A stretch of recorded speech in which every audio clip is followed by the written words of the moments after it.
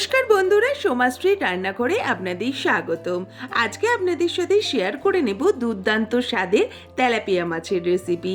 একদম কম সময়ে সামান্য কিছু উপকরণ দিয়ে বানিয়ে নিন এই দুর্দান্ত স্বাদের তেলাপিয়া মাছ। তবে চলুন রান্নাটা শুরু করা যাক। প্রথমেই মাছের মধ্যে লবণ, হলুদ, লঙ্কার গুঁড়ো, 1 চামচ সর্ষের তেল দিয়ে ভালো করে মাখিয়ে নেব। তেল মাখিয়ে নিলে মাছ যখন আপনারা গরম তেলে দেবেন তখন মাছ ফাটবে না।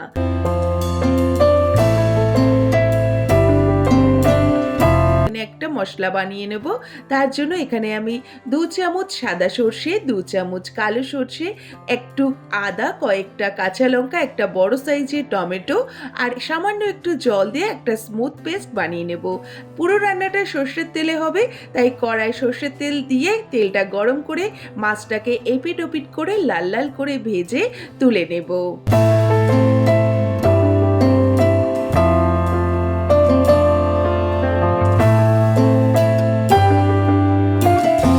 মাছগুলো তুলে নিয়ে ওই একই তেলের মধ্যে কালো জিরে, শুকনো লঙ্কা ফোড়ন দিয়ে ফোড়নটাকে একটু নাড়াচাড়া করে ছোট ছোট করে কেটে রাখা গাজর, বিনস, ক্যাপসিকাম দিয়ে নেব।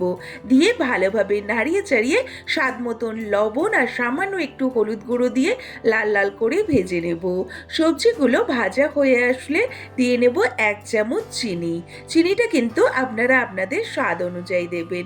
তারপর ভালোভাবে মিশিয়ে নিয়ে আগে থেকে তৈরি করে রাখা মশলাটাকে দিয়ে আবারও ভালোভাবে নাড়িয়ে চাড়িয়ে মিশিয়ে নিয়ে কষিয়ে নেব 10 মিনিট মতন।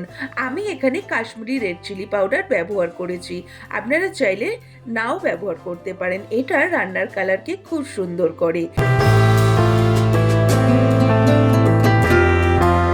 মশলা থেকে তেল ছেড়ে আসলে ভালোভাবে নাড়িয়ে চাড়িয়ে নিয়ে আগে থেকে ভেজে রাখা মাছগুলো একে একে এর মধ্যে দিয়ে নেব। ভালোভাবে মশলার সাথে আলতো হাতে নাড়িয়ে চাড়িয়ে মিশিয়ে নেব। বেশি জোরে কিন্তু নাড়িয়ে চাড়িয়ে মেশাতে গেলে মাছ ভেঙে যাওয়ার সম্ভাবনা আছে, তাই আস্তে করে নাড়িয়ে চাড়িয়ে মিশিয়ে ওপর থেকে অল্প জল দিয়ে 10 থেকে 20 মিনিটের জন্য ভালোভাবে ফুটিয়ে নিতে হবে। মাছের ঝোল ফুটে আসলে ওপর থেকে কয়েকটা চেরা কাঁচা লঙ্কা দিয়ে আবারও ভালোভাবে মিশিয়ে নিয়ে 1 চামচ কাঁচা সর্ষের তেল দিয়ে নামিয়ে নিলে রেডি আমাদের তেলাপিয়া মাছের ঝাল। আপনারা চাইলে ধনেপাতা কুচিরও ব্যবহার করতে পারেন। তবে এভাবে একবার রান্না করে খেয়ে দেখুন গরম গরম ভাতের সাথে।